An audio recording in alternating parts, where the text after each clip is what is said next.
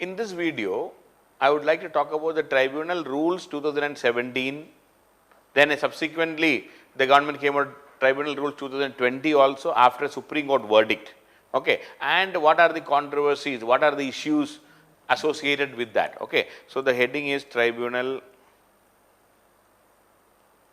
Rules 2017, then 2020, and also a Supreme Court verdict on tribunal rules.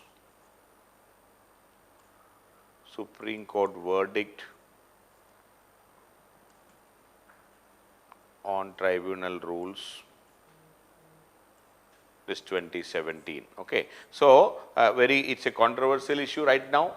The way the government is moving forward, it is quite dangerous and trying to exclude judiciary from everything. So, this is not good sign. I mean, this tribunal rules 2017 and then the 2020 and all these things are not good signs for a healthy democracy. So, I would like to talk about that because of the controversies associated, and this has happened just recently.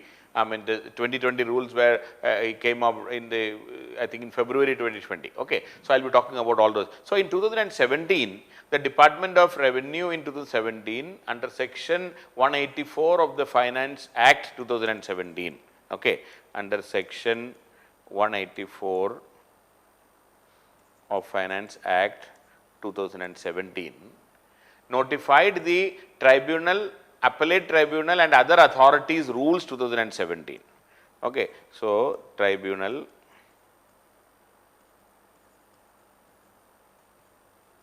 appellate tribunal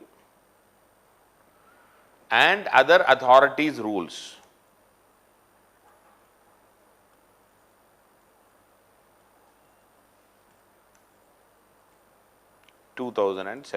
Tribunal, appellate tribunal and other authorities rules 2017 was notified. See, now this itself was a very controversial thing because this act was passed as a as a money bill. Okay, this was moved in the parliament as a money bill.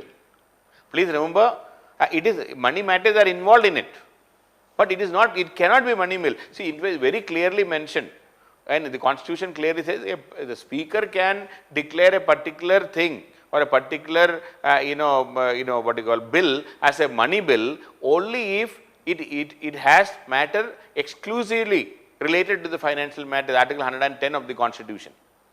But since it has some relation, and the reason why the government introduced this bill or this as part of the money bill, because the government did not have majority in the Rajya Sabha at that time, and it was very difficult for them to get some of these bills passed without the support of the opposition, and these are very controversial things.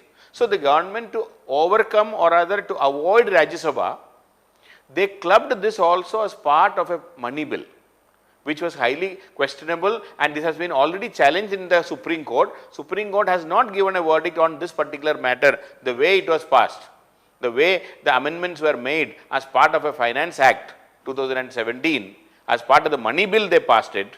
That itself was a very controversial thing. I am not getting into that. Now, based on this tribunal, appellate tribunal and other authorities rules 2017, the rules gave the central government wide ranging powers.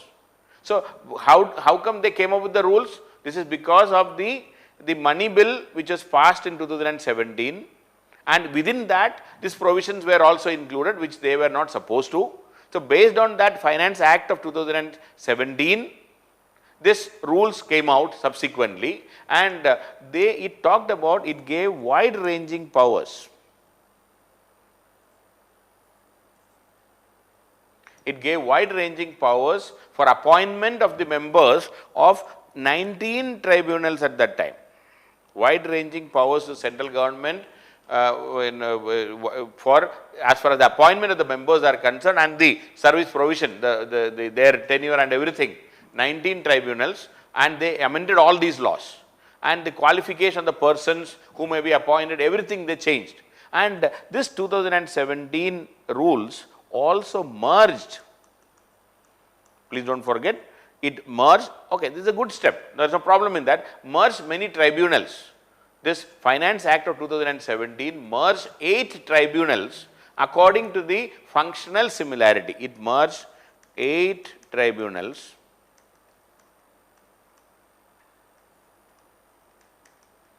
according to the functional similarities.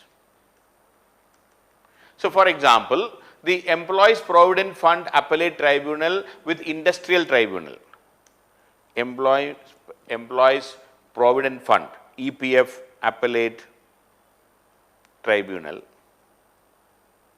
it was merged with the Industrial Tribunal.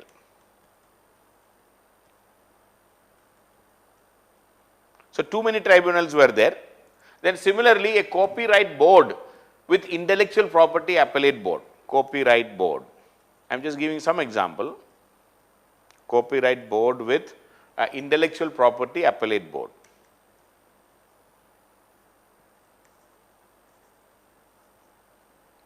Intellectual Property Appellate